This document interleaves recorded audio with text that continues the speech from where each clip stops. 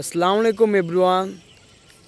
তো দেখেন, অনেক দিন পরে আবার বের হয়ে গেলাম কাজের উদ্দেশ্যে। আসলে মানে সকালে বের হইতে পারলে বিকালে বের হইতে পারি না, বিকালে বের হইলে সকালে বের হইতে পারি না, এমন একটা পরিস্থিতি। তো দেখেন রোড গাড়ির অবস্থা গ্রাম অঞ্চলের ভেঙে গেছে আর এইভাবে পানি উঠেছে।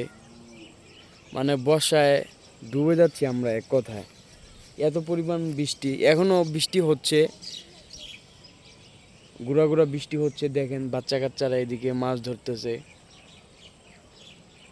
মানে মাঝখানদার রোড, দুই পাশেই পানি। এই হলো একটা অবস্থা। রোডের অবস্থাও ভালো না, গাড়ি চালাতে তো খুব রিস্ক হয়ে গেছে।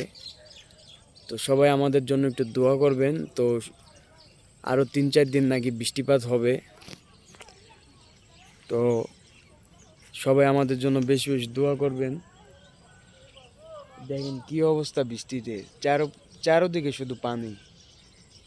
আর ঠান্ডা আবহাওয়া, খুব ভালোই লাগছে আপনাদের সাথে, তাই একটু শেয়ার করলাম। সবাই ভালো থাকবেন, আল্লাহ হাফেজ।